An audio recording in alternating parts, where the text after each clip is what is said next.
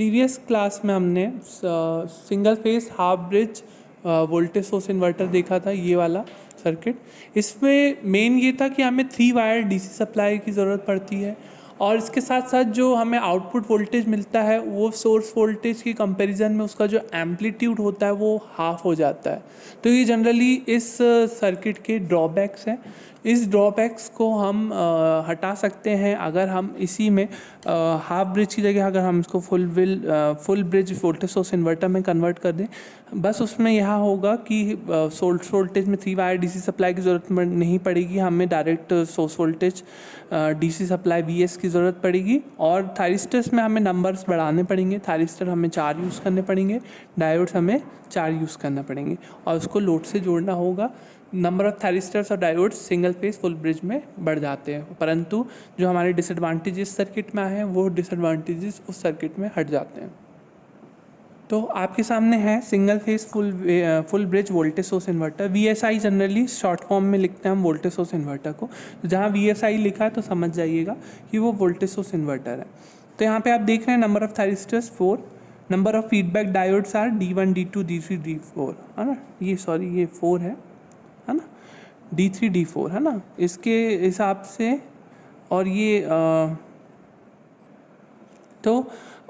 इसमें ये T1 T4 T2 T3 ये इस प्रकार से, और D1 D4 D3 D2 इस प्रकार से ये फीडबैक डायोड्स हैं हमारे, और ये हमारे थायरिस्टर्स हैं। थायरिस्टर्स का भी कभी भी ध्यान रखें, जो डायरेक्शन है ऐसा ही रखना है आपको, नीचे की तरफ। ऊपर की तरफ कर दोगे तो वो रेक्टिफायर का काम करता है ना। तो वो इन्वर्टर में नीचे की तरफ रहते हैं जनरली थायरिस्टर के फेसेस, और उसमें ऊपर की तरफ रहते हैं रेक्टिफायर्स। तो ये डिफरेंस ध्यान रखिएगा, बहुत बच्चे गड़बड़ करते हैं। डायग्राम ही आपका, अगर सर्किट डायग्राम ही गड़बड़ है तो आपका प्रोसीजर हो, एक्सप्लेनेशन, वो सब कोई काम का नहीं, क्योंकि वो सर्किट डायग्राम ही के बेसिस पे होता है। तो वो गड़बड़ बना दिया आपने तो आपका पूरा क्वेश्चन, पूरा आंसर गलत हो जाएगा। तो इस केस में सोर्स वोल्टेज है Vs, ये प्लस है ये माइनस है, प्लस माइनस होने की वजह से, ये प्लस होने की वजह से T1, माइनस होने की वजह से T4, ये प्लस होने की वजह से T3 और माइनस होने की वजह से T2 हमेशा फॉरवर्ड बायस रहेंगे। ठीक है, तो हमेशा फॉरवर्ड बायस रहेंगे मतलब हम इसको कभी भी टर्न ऑन कर सकते हैं। परंतु ध्यान रखें ये थायरिस्टर्स हैं, अगर यहाँ हम ट्रांजिस्टर्स यूज़ करते हैं, है ना, अगर इनकी जगह ट्रांजिस्टर्स होते हैं तो यहाँ पे हमें एक्सटर्नल सर्किट की ज़रूरत नहीं पड़ती, जिसे हम कम्यूटेशन सर्किट कहते हैं SCR को टर्न ऑफ करने के लिए, वो हमें यहाँ पर ज़रूरत नहीं पड़ती। परंतु यहाँ पे थायरिस्टर्स है, सेमी कंट्रोल्ड है, तो सेमी कंट्रोल्ड होने की वजह से हमने यहाँ पे हालांकि कम्यूटेशन सर्किट नहीं बनाया है, पर कम्यूटेशन सर्किट यहाँ पे जुड़ा हुआ रहेगा।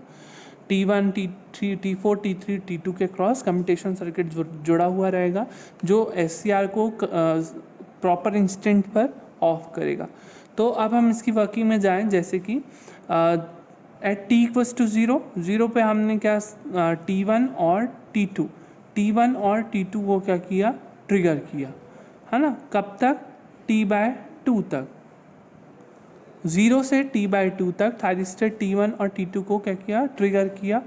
मतलब IG1 और IG2 में करंट फ्लो होगा, मतलब गेट करंट थायरिस्टर 1 में और गेट करंट थायरिस्टर 2 में फ्लो होगा, जिसकी वजह से थायरिस्टर T1 और T2 क्या होंगे, कंडक्ट करेंगे। तो कंडक्ट करेंगे तो किस प्रकार से करंट फ्लो होगा, इस प्रकार से दिख रहा है। जब T1 T2 कंडक्ट करेंगे तो करंट इस प्रकार से फ्लो होगा। तो जो V0 की वैल्यू है वो Vs के बराबर होगी, ये प्लस माइनस V0, ये प्लस माइनस Vs। तो V0 की वैल्यू क्या होगी, प्लस माइनस Vs के बराबर।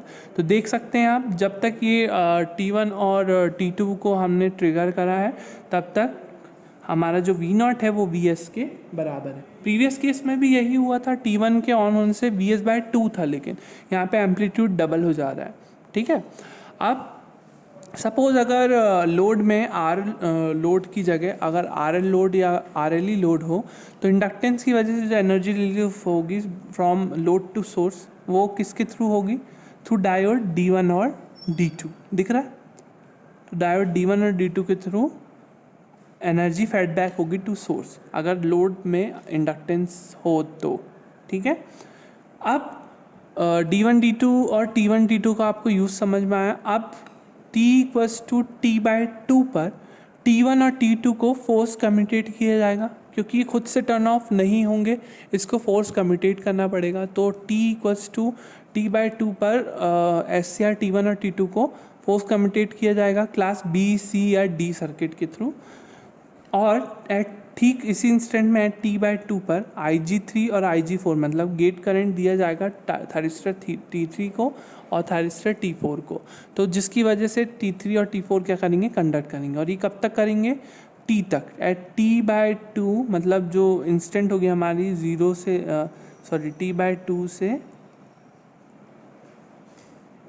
T तक, है ना।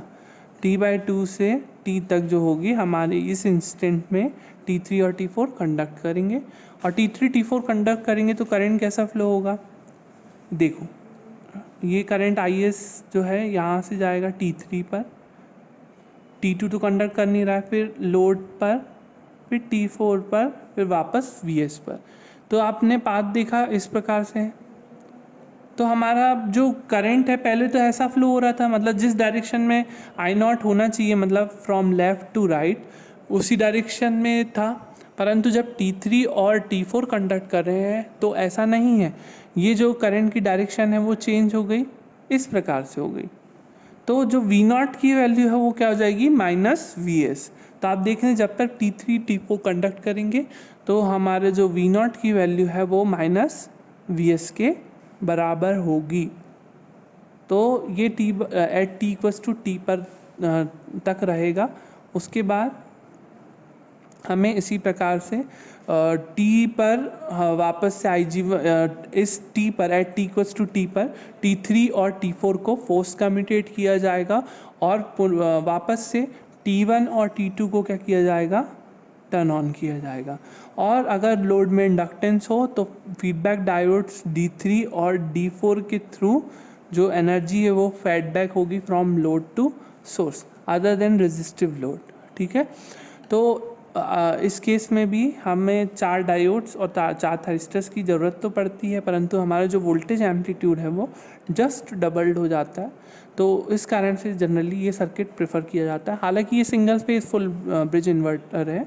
यहाँ पे आप देख रहे हैं आपका जो डीसी इनपुट वोल्टेज था, फिक्स्ड डीसी इनपुट वोल्टेज, वो वेरिएबल एसी आउटपुट वोल्टेज में कन्वर्ट हो गया, है ना, इस फॉर्म में।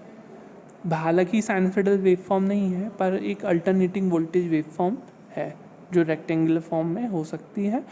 तो इस प्रकार से एम्पलीट्यूड VS और फ्रीक्वेंसी F=1/T पर हमें आउटपुट वोल्टेज प्राप्त हुआ।